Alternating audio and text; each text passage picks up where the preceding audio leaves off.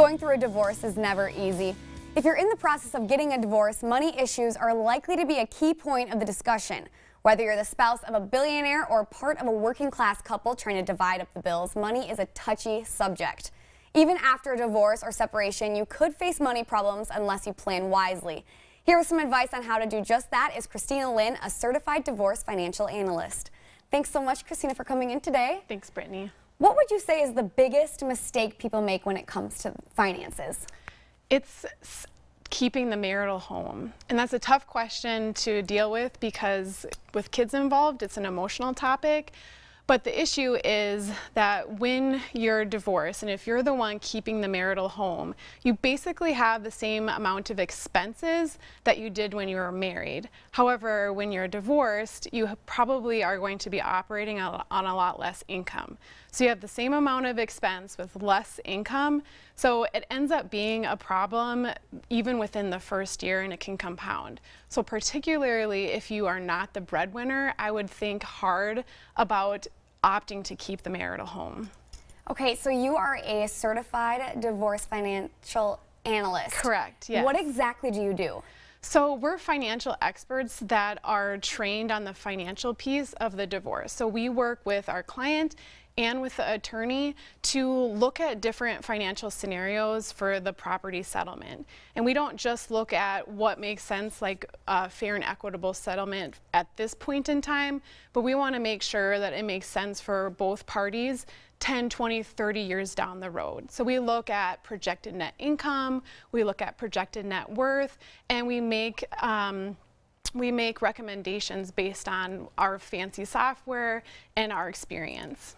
So why do I need someone like you to help me through this? Can I just do this by myself? It sounds like it's an extra cost, to be honest, because it's already an expensive process.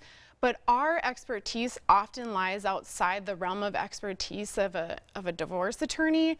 And so bringing in a financial expert that specializes in divorces can actually end up saving you quite a bit of money and just help with the process anyway, because it's an emotional roller coaster that you're going on. So you want to surround yourself with a team of experts that can really help you through the process. So explain to me what an alimony is.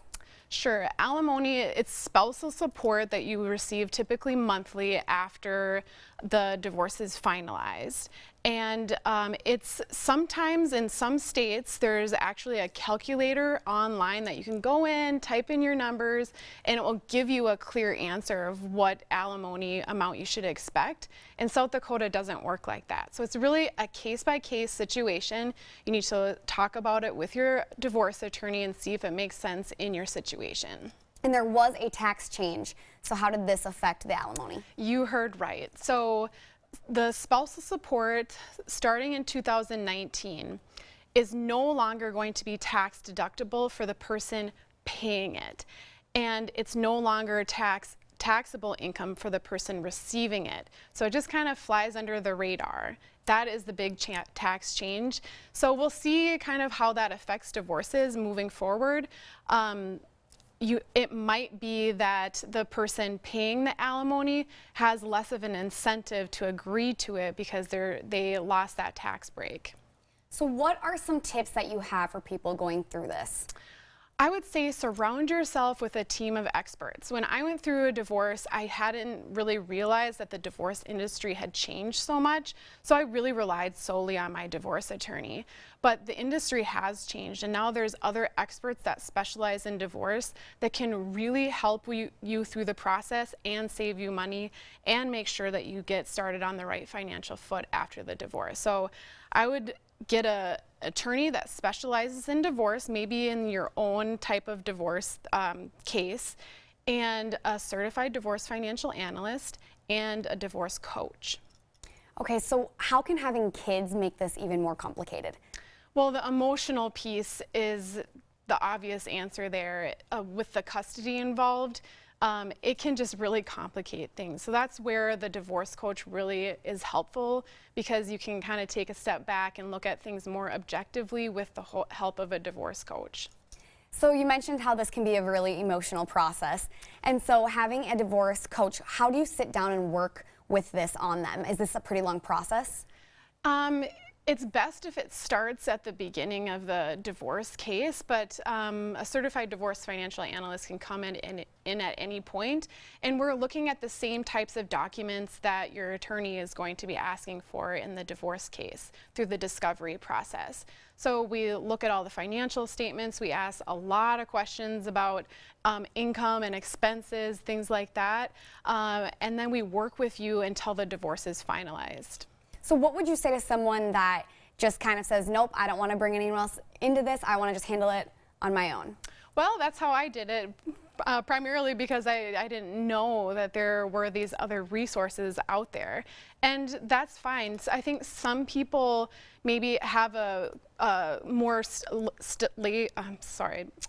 of a calm personality going through the divorce, and other people don't.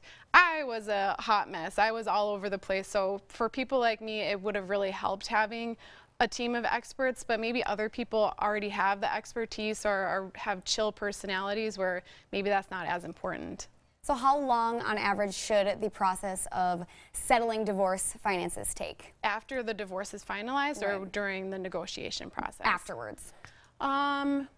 It can take up to a couple months for everything to get finalized, but the key is that you really want to come up with a new budget and a new financial plan moving forward, because divorce isn't just the dissolving of your marriage, it's a financial overhaul. So you want to really relook at what your financial plan looks like and come up with a new plan that makes sense on your new budget. All right, well, thank you so much, Christina, for coming in today. That was a lot of great information. Thanks so much, Brittany. I appreciate it.